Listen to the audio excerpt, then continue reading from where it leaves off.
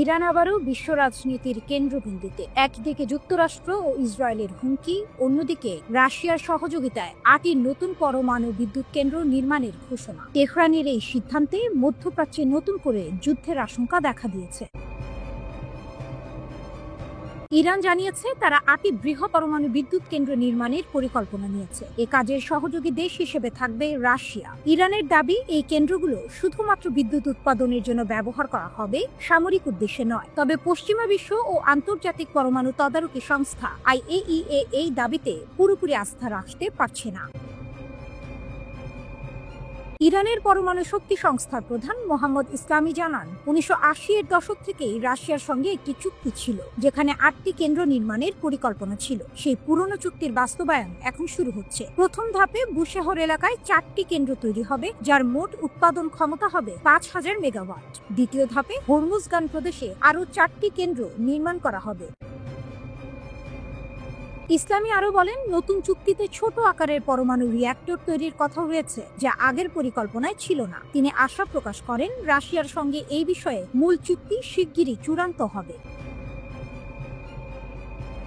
বর্তমানে ইরানের একমাত্র সক্রিয় পরমাণু বিদ্যুৎ কেন্দ্র বুশেহরে অবস্থিত, যার উৎপাদন ক্ষমতা প্রায় ১,০০০ মেগাওয়াট। নতুন কেন্দ্রগুলো চালু হলে ইরানের মোট কেন্দ্রের সংখ্যা দাঁড়াবে ৯টিতে। তবে এই ঘোষণা এমন এক সময়ে এলো যখন ইরান ও পশ্চিমা দেশগুলোর সম্পর্ক চরম উত্তেজনাপূর্ণ। বিশেষ করে ইসরায়েলের সাম্প্রতিক ক্ষেপণাস্ত্র হামলার পর তেহরান তার পারমাণবিক কর্মসূচি আরও গোপন রাখার সিদ্ধান্ত নিয়েছে।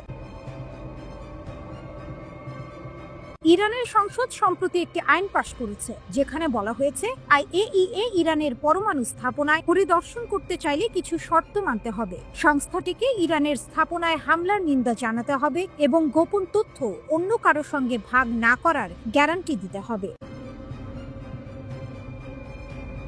ইরান বলছে IAEA এখনো এসব শর্ত মানেনি, তাই আপাতত পরিদর্শকদের শুধু বুশেহর ও তেহরান গবেষণা চুল্লিতে সীমিত পরিসরে প্রবেশের অনুমতি দেওয়া হয়েছে। ইসলামী বলেন, IAEA তাদের আইনি দায়িত্ব পালন করছে না, তাই কে ইরানে প্রবেশ করবে সেটি আমরা ঠিক করব।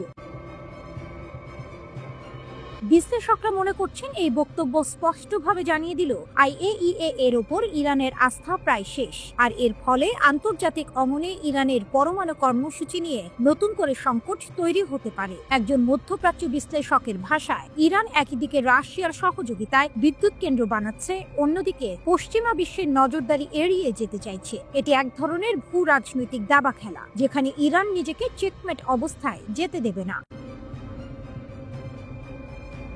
ইরান বারবার বলছে তাদের পরমাণু কর্মসূচি শুধুই বিদ্যুতের জন্য, কিন্তু ইতিহাস বলছে এই ধরনের দাবির আড়ালে অনেক সময় সামরিক উদ্দেশ্য লুকিয়ে থাকে। তাই প্রশ্ন এখন একটাই, ইরানের এই পরমাণু যাত্রা কি সত্যিই শান্তির পথে, নাকি নতুন এক সংঘাতের সূচনা?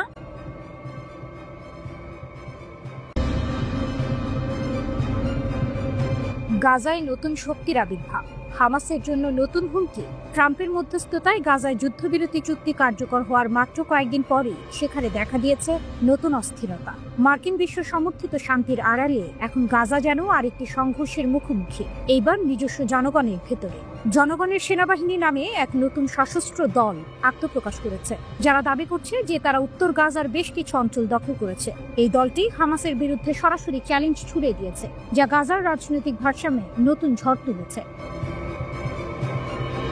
একটি ভিডিও প্রকাশ পেয়েছে, যেখানে মুখোশধারী ভারী অস্ত্র সজ্জিত একদল মানুষ হামাসের উদ্দেশ্যে বার্তা দিচ্ছে, আমরা জনগণের সেনাবাহিনী, আমরা উত্তর গাজার অসংখ্য অংশে নিয়ন্ত্রণ নিয়েছি বলে তারা ঘোষণা করে। ভিডিওতে আরো বলা হয়, হামাস আমাদের নিয়ন্ত্রিত এলাকায় প্রবেশের চেষ্টা করলে আমরা কঠোর জবাব দেব। এটি কোনো হুমকি নয়, প্রতিশ্রুতি। তাদের দাবি, হামাসের অত্যাচারের যুগ শেষ হয়েছে, এখন গাজা নতুনভাবে গড়া হবে। গৃহযুদ্ধের আশঙ্কা। এই ঘোষণার পর থেকেই গাজার বাতাসে গৃহযুদ্ধের গন্ধ ভাসছে। ইসরায়েলি প্রতিরক্ষা বাহিনী যুদ্ধবিরতির অংশ হিসেবে গাজা থেকে সরে গেলেও গাজাবাসী এখন এক অভ্যন্তরীণ লড়াইয়ের ভয়ে দিন কাটাচ্ছে। স্কাই নিউজের তথ্যে জানা গেছে, এই নতুন দলটির নেতৃত্বে আছেন এক মুখোশধারী নেতা, যার পরিচয় এখনো প্রকাশ করা হয়নি। বিশেষজ্ঞরা বলছেন, এই দলটি হয়তো হামাস বিরোধী গোত্র বা পুরনো মিলিশিয়াদের পুনর্গঠন থেকে গড়ে উঠেছে।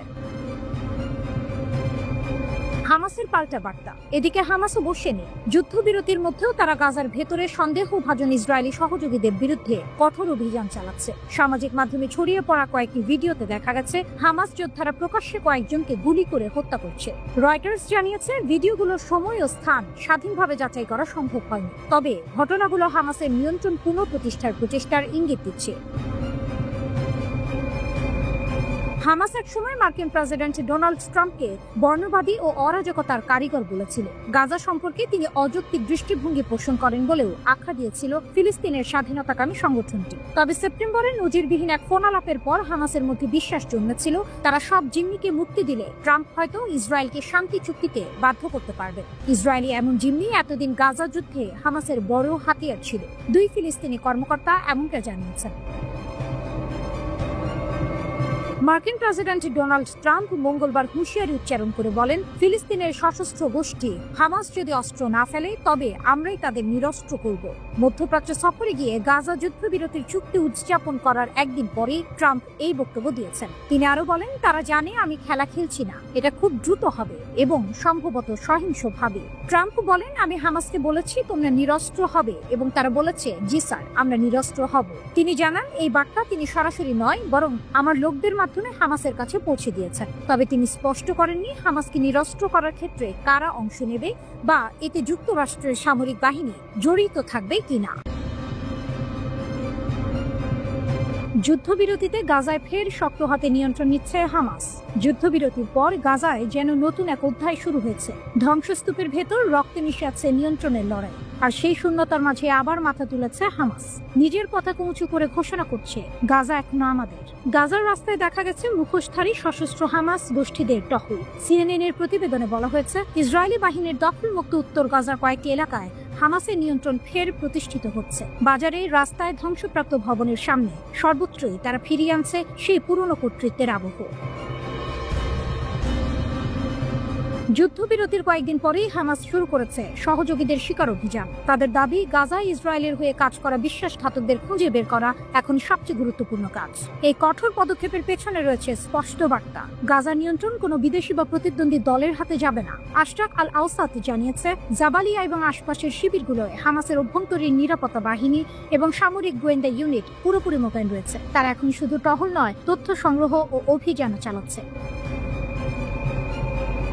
কিন্তু এই দৃশ্যপটের ভেতরেও লুকিয়ে আছে নাটকীয় মোড়। দক্ষিণ গাজায় কিছু স্থানীয় গোষ্ঠী হামাসের এই পুনর্গঠনের বিরোধিতা শুরু করেছে। প্রতিবেদনে বলা হয়েছে, এই গোষ্ঠীগুলোর পেছনে ইসরায়েলের প্রত্যক্ষ সহায়তা রয়েছে বলে অভিযোগ উঠেছে। তবুও হামাস পিছু হটেনি, বরং একে একে প্রতিটি চ্যালেঞ্জকে তারা পরিণত করছে শক্তিতে। হামাসের মুখপাত্র জানিয়েছেন, আমরা বেসামরিক প্রশাসনের দায়িত্ব অন্যদের দিতে প্রস্তুত, কিন্তু আমাদের অস্ত্র কখনো জমা দেব না। এই বক্তব্যে স্পষ্ট হয়ে যায় হামাসের জন্য অস্ত্র শুধু প্রতিরক্ষা নয়, অস্তিত্বের প্রতীক। বন্দি বিনিময়ের সময় গাজার রাস্তায় হামাসের বিশাল সামরিক কুচকাওয়াজে সেই অস্তিত্ব যেন আরো স্পষ্ট হয়েছে। কালো পতাকা, মুখোশধারী যোদ্ধা আর স্লোগানে গর্জে উঠেছে গাজা, যেন বার্তা দিয়েছে আমরা এখনো আছি এবং শক্তিশালী। তবে ইসরায়েল ও পশ্চিমা শক্তিগুলো এটিকে দেখছে ভিন্ন চোখে। তার আশঙ্কা করছে এই পুনর্গঠন ভবিষ্যতের আরো সংঘর্ষের পূর্বাভাস হতে পারে। তবুও বাস্তবতা একটাই, গাজায় এখন হামাস ফিরে এসেছে। ধ্বংসের মাঝে তারা গড়ছে নতুন শৃঙ্খলা, নতুন বাস্তবতা। শত্রু ভাবছিল তারা ভেঙে পড়বে, কিন্তু হামাস ফিরেছে আরো দৃঢ়, আরো নিয়ন্ত্রিত, আরো শক্ত হাতে। গাজার মাটিতে যুদ্ধ থেমেছে হয়তো, কিন্তু শক্তির লড়াই চলছে এখনো। হামাস জানিয়েছে তাদের লক্ষ্য হলো গাজায় নিরাপত্তা শূন্যতা ও লুটপাট ঠেকানো আর অরাজকতা বন্ধ করা। ফিলিস্তিনি ছিটমহল গাজায় হামাস যে নিরাপত্তা অভিযান পরিচালনা করছে তার জন্য তাদের একটি সবুজ সংকেত দেওয়া হয়েছে বলে যুক্তরাষ্ট্রের প্রেসিডেন্ট ডোনাল্ড ট্রাম্প জানিয়েছেন। গাজা যুদ্ধ শেষ করার জন্য ট্রাম্প যে পরিকল্পনা হাজির করেছেন তাতে সম্মতি দিয়ে চুক্তি স্বাক্ষর করেছে ইসরায়েল ও হামাস। ট্রাম্পের এই পরিকল্পনার প্রস্তাব অনুযায়ী গাজা যুদ্ধ শেষ করতে ফিলিস্তিনি স্বাধীনতাকামী সংগঠন হামাসকে অবশ্যই নিরস্ত্রীকরণ করতে হবে এবং গাজার শাসন ক্ষমতা থেকে তাদের সরে যেতে হবে। ইসরায়েলের বহুমুখী যুদ্ধে কিভাবে ইয়েমেনের বিদ্রোহীরা হলো আঞ্চলিক শক্তি। গাজায় যখন যুদ্ধবিরতির নরম আলো জ্বলছে, তখন মধ্যপ্রাচ্যের আকাশে আরেকটি নীরব পরিবর্তন ঘটেছে। ইয়েমেনের হুথি যোদ্ধারা, যারা 2 বছর ধরে ইসরায়েল ও তার মিত্র জাহাজের উপর অবিচল হামলা চালিয়েছিল, হঠাৎই থেমে গেছে। কিন্তু থেমে গিয়েও তারা এখন আলোচনার কেন্দ্রে, কারণ এই থেমে যাওয়া মানে পরাজয় নয়, বরং শক্তির প্রকাশ। হুথি নেতা আব্দুল মালিক আল হুথি তার যোদ্ধাদের নির্দেশ দিয়েছেন, যতক্ষণ ইসরায়েল গাজায় যুদ্ধবিরতি মানবে ততক্ষণ আমরাও থামব। এক সৌদি সূত্র জানিয়েছে, এই সিদ্ধান্ত ইসরায়েলের সঙ্গে নয়, ফিলিস্তিনিদের সঙ্গে সংহতি থেকেই এসেছে। এটাই হুথিদের শক্তির প্রকাশ। তারা আলোচনা ছাড়াই নিজেদের নিয়ম তৈরি করে। ইসরায়েল ও হামাসের যুদ্ধ যখন মধ্যপ্রাচ্যকে কাঁপিয়ে দিচ্ছিল, তখন হুথিরা নিঃশব্দে কিন্তু কার্যকরভাবে নিজেদের অবস্থান বদলে নিচ্ছিল। একসময়ের বিদ্রোহী গোষ্ঠী আজ এক গুরুত্বপূর্ণ আঞ্চলিক শক্তিতে পরিণত হয়েছে। কিংস কলেজ লন্ডনের প্রতিরক্ষা বিশ্লেষক আন্দ্রেয়াস গ্রিগ বলেন, মাত্র 2 বছরে হুথিরা এক অরাষ্ট্রীয় শক্তি হিসেবে অসাধারণ সামরিক সক্ষমতা দেখিয়েছে। লোহিত সাগরে তাদের আক্রমণ বিশ্ব বাণিজ্যকে কাঁপিয়ে দিয়েছে। ইউরোপ থেকে এশিয়াগামী জাহাজগুলোকে বাধ্য করেছে আফ্রিকার দক্ষিণ প্রান্ত ঘুরে যেতে। ফলে সামুদ্রিক বাণিজ্য 70% পর্যন্ত কমে গেছে।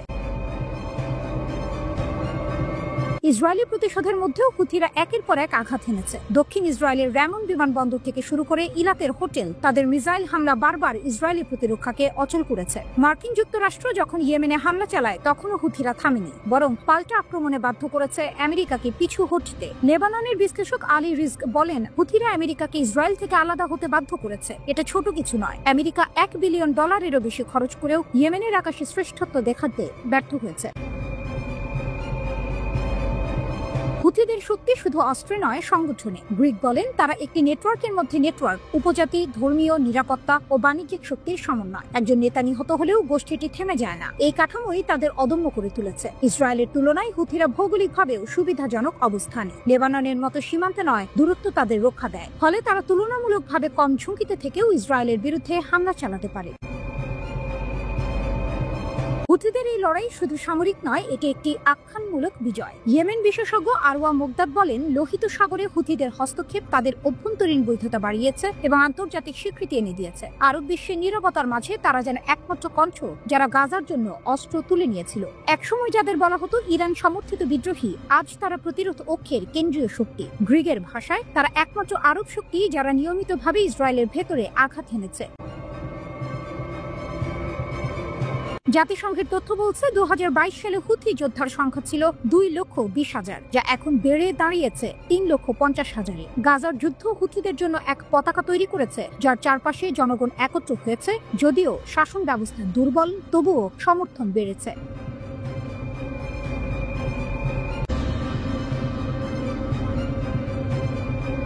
ইসরায়েলের উঠোনে ধরা পড়ল গুপ্ত ছায়া। লেবাননে মোসাদ বিরোধী ঝড়ে কাঁপছে তেল আবিব। ইসরায়েলের একেবারে দরজার সামনে প্রতিরোধের ঘাঁটি লেবাননে ঘটেছে এক বিস্ময়কর অভিযান। দেশটির নিরাপত্তা বাহিনীর হাতে এসেছে এমন এক গোয়েন্দা জাল, যা নাকি মাসের পর মাস ধরে কাজ করছিল ইসরায়েলের হয়ে। মোট 32 জনকে গ্রেপ্তার করা হয়েছে।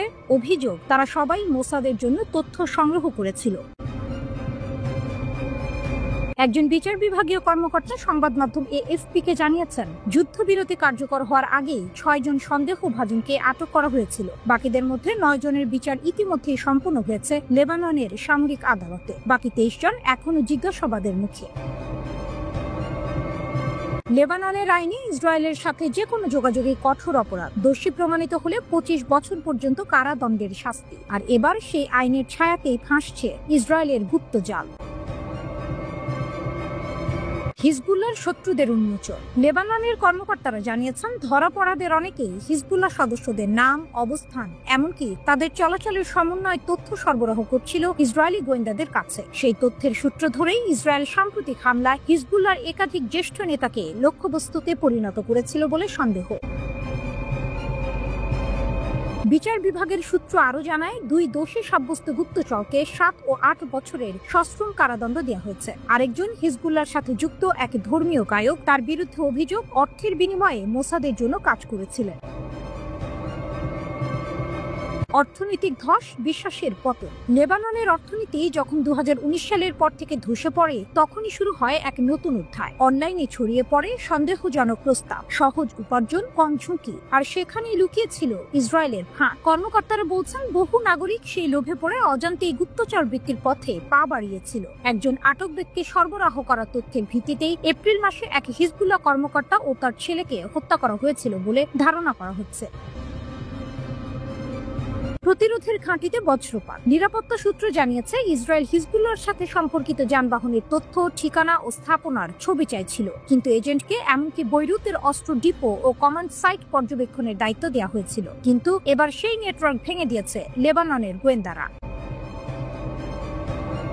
হিজবুল্লাহর সতর্কবার্তা। হিজবুল্লাহর ঘনিষ্ঠ সূত্রগুলো জানিয়েছে, যে হাত আমাদের ভিতর থেকে বিশ্বাসঘাতকতা করবে তাকে আমরা রেহাই দেব না। প্রতিরোধ ফ্রন্ট এখন আগের চেয়ে আরো সতর্ক, আরো ঐক্যবদ্ধ। তাদের মতে এই অভিযান শুধু কয়েকজন গুপ্তচরকে ধরার ঘটনা নয়, এটি ইসরায়েলের মুখে সোজা এক টপেটাঘাত।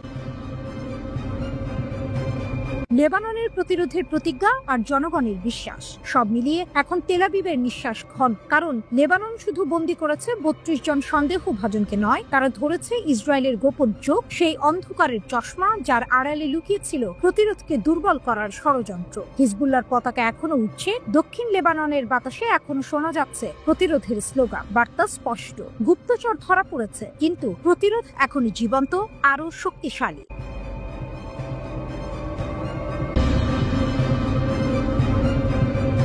গাজায় যুদ্ধ থেমে যাওয়ার কথা, কিন্তু মাঠের বাস্তবতা বলছে অন্য গল্প। যুদ্ধবিরতির আগের রাতেই হামাস আবারও প্রাণঘাতী বার্তা পাঠিয়েছে ইসরায়েলকে।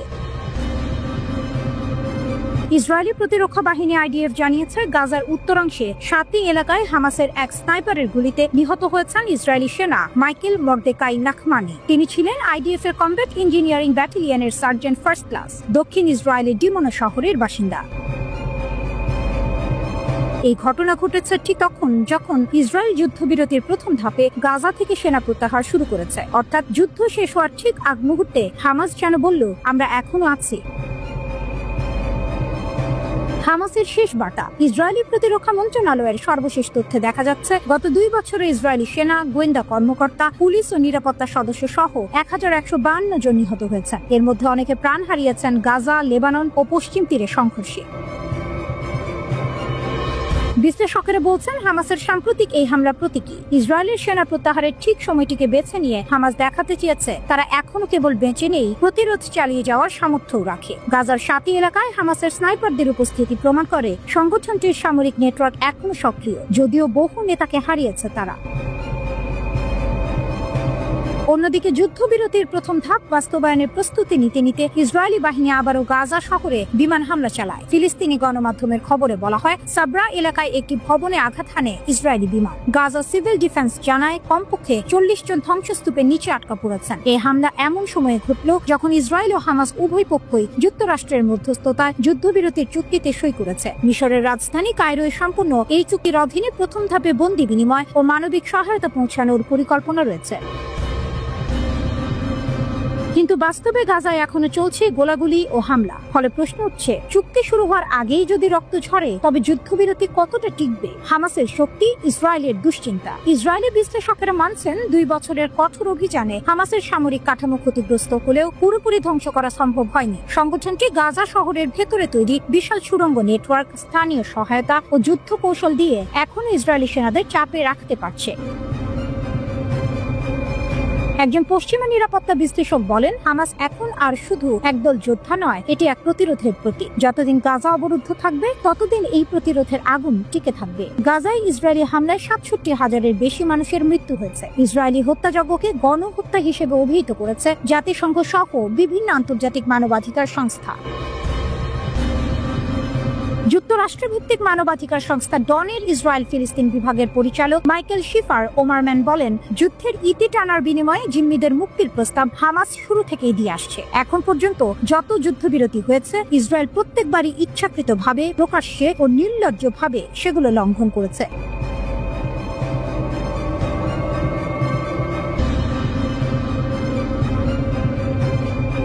ইরানি ক্ষেপণাস্ত্র পাল্লা থেকে সব সীমা তুলে নিলেন খামেনি। তেহরানের সিদ্ধান্তে কাঁপছে ইসরায়েল। ইরান আবারও দেখিয়ে দিল তাদের প্রতিরক্ষার সিদ্ধান্তে কারো হাত নেই। দেশের সর্বোচ্চ নেতা আয়াতুল্লাহ আলী খামেনি নাকি তুলে নিয়েছেন ক্ষেপণাস্ত্র কর্মসূচির সব সীমাবদ্ধতা। এমন দাবি উঠে এসেছে ইরানের সংসদের ভেতর থেকেই। আন্তর্জাতিক সংবাদ মাধ্যম ইরান ইন্টারন্যাশনাল জানিয়েছে, ইরানের সংসদের জাতীয় নিরাপত্তা কমিটির সদস্য আহমেদ বকশায়েদ আরদেস্তানি স্থানীয় এক সংবাদ মাধ্যমে বলেছেন, ইরান তার ক্ষেপণাস্ত্র কর্মসূচি উন্নত করেছে এবং যতটা প্রয়োজন মনে করবে ততটাই উন্নত করবে। তার দাবি অনুযায়ী আগে খামেনি ক্ষেপণাস্ত্রের পাল্লা 2200 কিলোমিটার পর্যন্ত সীমিত রাখার নির্দেশ দিয়েছিলেন, কিন্তু এখন সেই সীমা তুলে নেওয়া হয়েছে। এর মানে ইরানের ক্ষেপণাস্ত্র এখন শুধু মধ্যপ্রাচ্য নয়, ইউরোপের দিকেও তা করে থাকতে পারে। আরদেস্তানির ভাষায়, তেহরান আর কোনো নির্দিষ্ট সীমা মানবে না, কারণ এটি আমাদের সামরিক শক্তির সবচেয়ে গুরুত্বপূর্ণ উপাদান। আমরা আমাদের নিরাপত্তা ও প্রতিরক্ষার স্বার্থ অনুযায়ী সিদ্ধান্ত নেব, অন্য কারো চাপে নয়। এই এক বাক্যেই যেন ইরানের বার্তা স্পষ্ট। তেহরান এখন নিজের পথে হাঁটছে, আর কেউ সেই পথ থামাতে পারবে না। তবে বিষয়টি এখনো আনুষ্ঠানিকভাবে নিশ্চিত করেনি তেহরান, কিন্তু রাজনৈতিক বিশ্লেষকরা বলছেন, যদি এই সিদ্ধান্ত সত্য হয় তবে এটি ইরানের প্রতিরক্ষা নীতিকে এক ঐতিহাসিক পরিবর্তনের সূচনা। কারণ গত জুনে ইরান ও ইসরায়েলের মধ্যে যে ভয়াবহ উত্তেজনা দেখা দিয়েছিল, সেই ঘটনার পর থেকেই তেহরান তার সামরিক অবস্থান আরো দৃঢ় করছে। ইরানের সেনাবাহিনী ইতিমধ্যেই ঘোষণা দিয়েছে তারা যে কোনো হুমকির জবাব দিতে প্রস্তুত। বিশ্লেষকরা মনে করছেন, খামেনির এই সিদ্ধান্ত শুধু প্রতিরক্ষা নয়, বরং এক ধরনের কূটনৈতিক বার্তাও বটে। এটি যেন আমেরিকা ও ইসরায়েলকে বলে দিচ্ছে, আমরা থামবো না, আমাদের আকাশের সীমা এখন পৃথিবীর গণ্ডিও ছুঁবে।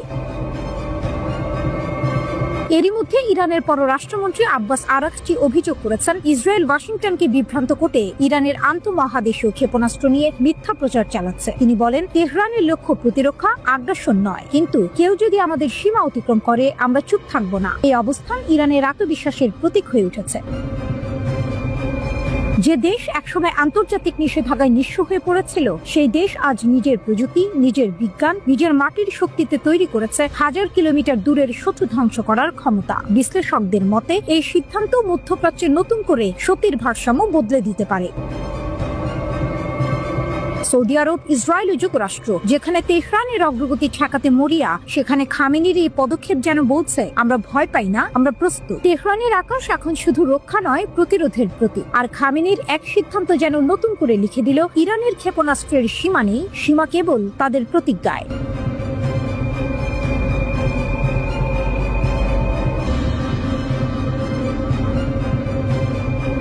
নেতানিয়াহুর সতর্কতা, কিন্তু ইরানের ঘূর্ণিঝড়ে ফিরেছে শক্তির অস্ত্রাগার। 4 মাসেই তেহরানের পুনর্জন্ম। আইআরজিসির ক্ষেপণাস্ত্র প্রস্তুত, ড্রোনের চোখ জেগে আছে আকাশে। মধ্যপ্রাচ্যের আকাশে আবারও ঘন কালো মেঘ। ইসরায়েলের প্রধানমন্ত্রী বেনিয়ামিন নেতানিয়াহু সতর্ক করছেন, ইরান এখন এমন ক্ষেপণাস্ত্র তৈরি করছে যা মার আ লাগো পর্যন্ত পৌঁছাতে পারে। কিন্তু তেহরান থেকে পাল্টা গর্জন, শপথে মেরামত হয়েছে, এখন আমরা আগের চেয়ে শক্তিশালী। 4 মাস আগের 12 দিনের যুদ্ধে ইসরায়েলের সঙ্গে সংঘর্ষে বিপুল ক্ষয়ক্ষতির মুখে পড়েছিল ইরান, কিন্তু মাত্র 4 মাসে সেই ধ্বংসস্তূপ থেকে উঠে দাঁড়িয়েছে দেশটি। ইরানের Islamic Revolutionary Guard Corps IRGC ঘোষণা দিয়েছে, তাদের ক্ষেপণাস্ত্র ও ড্রোন আবারও পুরোপুরি প্রস্তুত। আইআরজিসির এরোস্পেস প্রধান brigadier general Seyed Majid Mousavi জানিয়েছেন, শপথই আমরা পূরণ করেছি, এখন যে কেউ আমাদের সীমা অতিক্রম করলে দ্রুত ও দৃঢ় জবাব পাবে। এই ঘোষণাই যেন ইরানের নতুন আত্মবিশ্বাসের প্রতীক। বিশ্লেষকরা বলছেন, এটি শুধু সামরিক বার্তা নয়, এটি রাজনৈতিক সতর্কবার্তাও। ইরান এখন নিজের পথে চলছে, পশ্চিমা নিষেধাজ্ঞা বা ইসরায়েলি হুমকিতে আর পিছিয়ে যাবে না। তেহরানে এক বৈঠকে মুসাভি বলেন, আমাদের ক্ষেপণাস্ত্র ও ড্রোনের আঘাত বহুস্তরীয় প্রতিরক্ষা ভেদ করে শত্রুর ওপর আঘাত এনেছে। সে আঘাত যুদ্ধের ভাগ্য বদলে দিয়েছে। তার দাবি, 12 দিনের যুদ্ধের মোড় ঘুরিয়েছে ইরানের প্রযুক্তি ও নিখুঁত আঘাত ক্ষমতা। প্রেস টিভির প্রতিবেদন অনুযায়ী হজ্জাতুল ইসলামপুর খাগানও তেহরানের ক্ষেপণাস্ত্রের ভূমিকা তুলে ধরে বলেন, আমাদের ক্ষেপণাস্ত্র ইসরায়েলের প্রতিরক্ষা ভেদ করে তাদের আত্মসমর্পণের বাধ্য করেছে। এমন বক্তব্য যেন পরিষ্কার করে দিচ্ছে, ইরান এখন শুধু প্রতিরক্ষার নয়, প্রতিশোধের প্রতীক। কিন্তু এই ঘোষণা শুনে যেন কেঁপে উঠেছে পশ্চিমা বিশ্ব। নেতানিয়াহু নতুন সতর্কতা দিয়েছেন, ইরান ৮,০০০ কিলোমিটার পাল্লার ক্ষেপণাস্ত্র তৈরি করছে, আর মাত্র ৩,০০০ কিলোমিটার বাড়ালেই পৌঁছে যাবে আমেরিকার মাটিতে। তার ভাষায়, ইরান যদি এই পথে এগোয়, নিউ ইয়র্ক, ওয়াশিংটন, এমনকি মার-আ-লাগো নিরাপদ থাকবে না। ইসরায়েলের প্রধানমন্ত্রী ৬ অক্টোবর এক সাক্ষাৎকারে দাবি করেন, ট্রাম্পের সাহায্যে একসময় ইরানের পারমাণবিক কর্মসূচি থামানো গিয়েছিল, কিন্তু এখন সেটি আবার ফিরে এসেছে আরো শত হয়ে। আর এই মন্তব্যের মধ্যেই যুক্তরাষ্ট্র নতুন করে সামরিক উপস্থিতি বাড়াতে শুরু করেছে মধ্যপ্রাচ্যে। গত সপ্তাহে মার্কিন বিমান বাহিনীর ১ ডজন KC-135 স্ট্র্যাটো ট্যাঙ্কার এবং অন্যান্য রিফুয়েলিং বিমান কাতারের আল উদেইদ ঘাঁটিতে মোতায়েন করা হয়েছে। সবই যেন এক নতুন সংঘর্ষের পূর্বাভাস। তবে তেহরান নীরব নয়। ইরানের বার্তা স্পষ্ট, আমরা যুদ্ধ চাই না, কিন্তু কেউ যদি আগুন ছোঁয় আমরা ঝড় বইয়ে দেব। ৪ মাসে পুনর্গঠিত এই অস্ত্রাগার এখন ইরানের গর্ব। একটি দেশ যে একসময় নিষেধাজ্ঞায় পিষ্ট ছিল, এখন তার আকাশে ভাসছে আত্মবিশ্বাসের ডানা। আর সেই ডানা হয়তো এখন ছুঁয়ে ফেলবে দিগন্তেরও ওপারে, যেখানে নেতানিয়াহু শঙ্কা দেখেন আর ইরান দেখে নিজের গৌরব।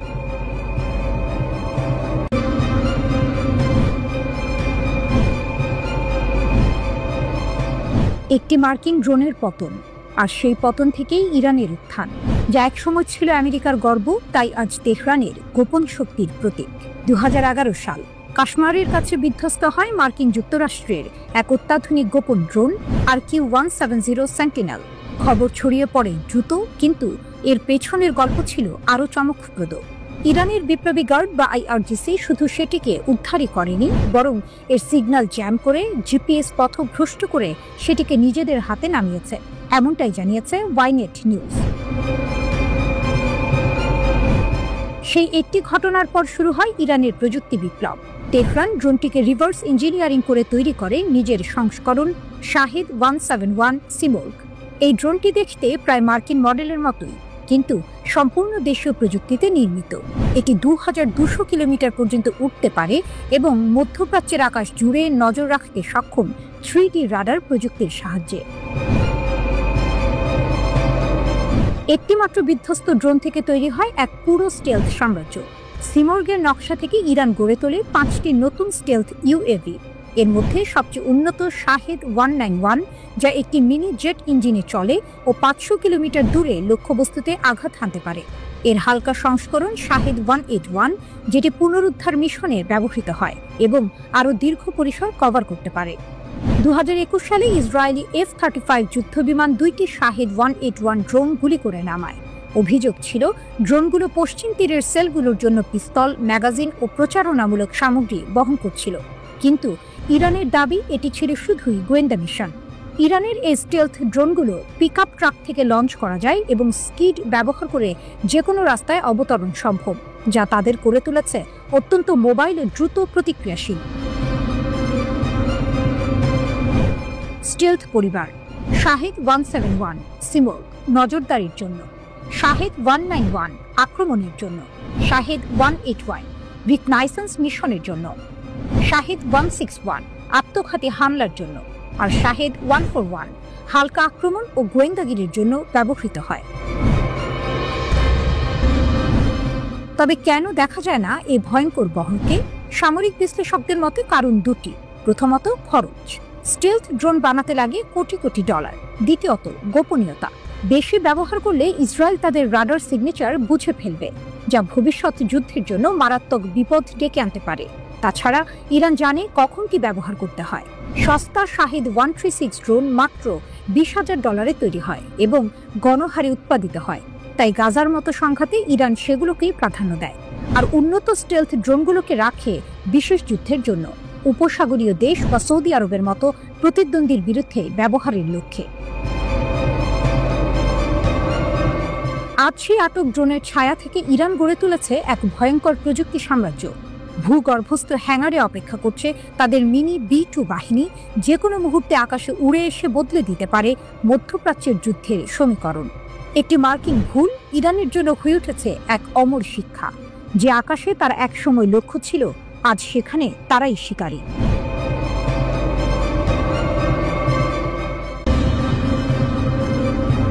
তেহরানে ইরান রাশিয়ার পারমাণবিক বন্ধন আরো গভীর। নতুন চুল্লি, নতুন চুক্তি। ইরান বলছে এই শক্তি যুদ্ধের নয়, উন্নতির। তেহরানের ব্যস্ত কূটনৈতিক দিনপঞ্জিতে বিশেষ এক দিন। ইরানের আণবিক শক্তি সংস্থার প্রধান মোহাম্মদ ইসলামী বৈঠক করলেন রাশিয়ার পারমাণবিক জায়ান্ট রোসাটমের আন্তর্জাতিক বিষয়ক উপমহাপরিচালক নিকোলাই স্পাসকির সঙ্গে। এজেন্ডা একটাই, ইরান রাশিয়ার পারমাণবিক সহযোগিতা আরও এগিয়ে নেয়া। কিন্তু এই বৈঠক শুধু প্রযুক্তিগত নয়, এতে লুকিয়ে আছে এক ভূ রাজনৈতিক বার্তা। যেখানে পশ্চিমা নিষেধাজ্ঞা ইরানের শক্তিকে রুদ্ধ করতে চায়, সেখানে তেহরান মস্কোর হাত ধরে বলছে আমরা পিছিয়ে পড়ব না। 24 সেপ্টেম্বর ইসলামীর মস্কো সফরের পর এই বৈঠক অনুষ্ঠিত হয়।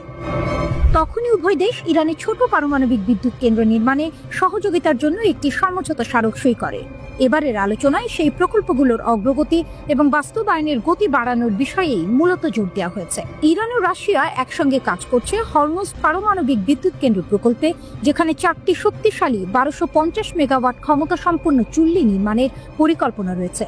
ইসলামের সফরের মাত্র 2 দিন পর দুই দেশই $25 বিলিয়ন এক ঐতিহাসিক চুক্তি সই করে, যা তাদের যৌথ পারমাণবিক যাত্রাকে নতুন উচ্চতায় নিয়ে যায়। এই চুক্তি ইরান রাশিয়ার 20 বছরের কৌশলগত অংশীদারিত্ব চুক্তির অংশ, যা জানুয়ারিতে স্বাক্ষরিত হয়েছিল। রাশিয়ান পার্লামেন্টের নিম্নকক্ষ স্টেট ডুমা ইতিমধ্যেই এই চুক্তিকে অনুমোদন দিয়েছে, যা এখন বাধ্যতামূলক রূপ পেয়েছে। এটি স্পষ্ট বার্তা দিচ্ছে তেহরান ও মস্কোর সম্পর্ক এখন শুধু বন্ধুত্ব নয়, দীর্ঘমেয়াদী কৌশলগত অংশীদারিত্ব। বৈঠকে আলোচনাকে বিস্তৃত ও ফলপ্রসূ বলে বর্ণনা করেছে ইরানের AEOI। তারা জানিয়েছে উভয় পক্ষই চলমান সহযোগিতার অগ্রগতি পর্যালোচনা করেছে এবং যৌথ প্রকল্পগুলো দ্রুত বাস্তবায়নের উপর জোর দিয়েছে। অর্থাৎ এখন কথার নয়, কাজের পালা। আরও একটি গুরুত্বপূর্ণ সিদ্ধান্ত নেওয়া হয়েছে। রোসাটমের মহাপরিচালক আলেক্সি লিকাসেভ ইরান সফর করবেন। তিনি ব্যক্তিগতভাবে বুশেহর পারমাণবিক বিদ্যুৎ কেন্দ্রের ইউনিট 2 ও 3 এর নির্মাণ অগ্রগতি পর্যবেক্ষণ করবেন। দক্ষিণ ইরানে রাশিয়ার সহযোগিতায় তৈরি এই কেন্দ্র আজ ইরানের শক্তির প্রতীক হয়ে উঠছে। বিশ্লেষকরা বলছেন এই নতুন অধ্যায় ইরানের জন্য 3টি দিক থেকে তাৎপর্যপূর্ণ। প্রথমত, এটি পশ্চিমা অবরোধের মাঝেও ইরানের প্রযুক্তিগত স্থিতি প্রমাণ করছে। দ্বিতীয়ত, এটি রাশিয়ার সঙ্গে ইরানের রাজনৈতিক ও কৌশলগত বন্ধনকে আরও দৃঢ় করছে। তৃতীয়ত, এটি ইরানের শক্তি নীতিতে স্বনির্ভরতা ও প্রতিরোধ এর দর্শনকে নতুনভাবে প্রতিষ্ঠা করছে। ইরান বারবার বলছে তাদের পারমাণবিক কর্মসূচি সম্পূর্ণ শান্তিপূর্ণ উদ্দেশ্যে, কিন্তু এই শান্তি যেন এক দৃঢ় শক্তির মধ্যেই নিহিত, যেখানে প্রতিটি চুল্লি শুধু বিদ্যুতের উৎস নয়, বরং ইরানের আত্মনির্ভরতার আগুন। পশ্চিম যখন চাপ বাড়ায়, ইরান তখন প্রযুক্তির আলোয় পথ খোঁজে। তেহরান এখন বার্তা দিচ্ছে পারমাণবিক শক্তি আমাদের অধিকার আর সহযোগিতা আমাদের উত্তর। উপসাগরে যুদ্ধের গল্প। ইরান বলছে আমাদের জাহাজে ছোঁয়ার চেষ্টা করলেই প্রতিশোধ হবে। উপসাগরের বাতাস যেন হঠাৎ ভারী হয়ে উঠেছে। যুক্তরাষ্ট্রের নজর এবার ইরানের তেলবাহী জাহাজগুলোর দিকে, আর তাতেই তেহরান জারি করেছে কঠোর হুঁশিয়ারি। আমাদের জাহাজে হাত দিলে সঙ্গে সঙ্গে জবাব দেওয়া হবে। লেবাননের সংবাদ মাধ্যম আল মায়াদিন জানিয়েছে ইরান ইতিমধ্যেই যুক্তরাষ্ট্রের সন্দেহজনক সামুদ্রিক নড়াচড়া শনাক্ত করেছে। ওয়াশিংটন নাকি ইরানের তেলবাহী জাহাজ আটকানোর পরিকল্পনা করছে, নামমাত্র অজুহাত নিষেধাজ্ঞা। কিন্তু তেহরান এটিকে দেখছে অর্থনৈতিক যুদ্ধ হিসেবে, যা তাদের বাণিজ্য পথ অস্থিতিশীল করতে চায়। ইরানের বার্তা স্পষ্ট, আমাদের জাহাজ বা জলসীমায় কোনো উস্কানি মানে যুদ্ধ ঘোষণা। ইরানের প্রস্তুতি। ইরানি বিপ্লবী গার্ড IRGC এবং সামরিক নৌবাহিনী ইতিমধ্যেই পারস্য উপসাগর ও ওমান সাগরে সর্বোচ্চ সতর্কতায় আছে।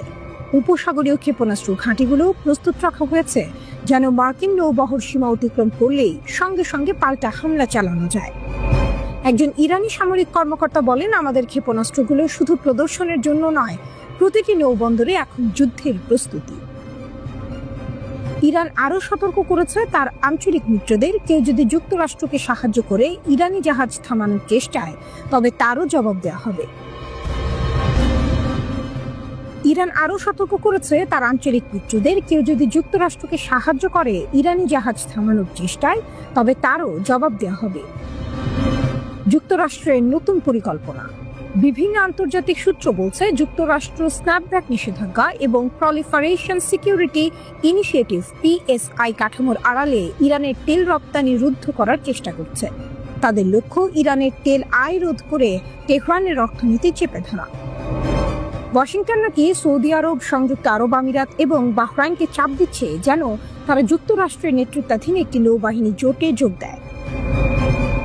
কিন্তু আল মায়াদিন বলছে অনেক আঞ্চলিক দেশ এই অভিযানে যোগ দিতে অনিচ্ছুক, কারণ সবাই জানে ইরানের সঙ্গে সরাসরি সংঘাতে জড়ানো মানে পুরো উপসাগরকে আগুনে পরিণত করা। ইরানের শক্তি ও বার্তা।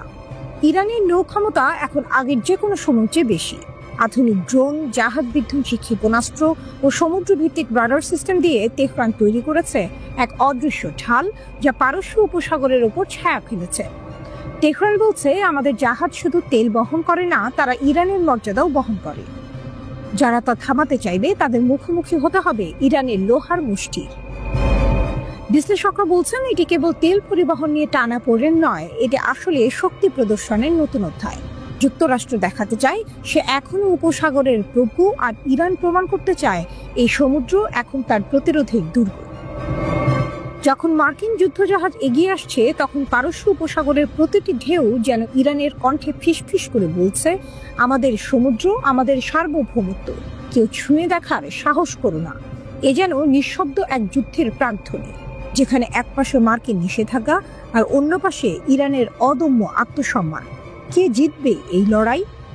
এখন তা নির্ভর করছে কে আগে গুলি চালায় সেই উত্তপ্ত সমুদ্রের বুকে।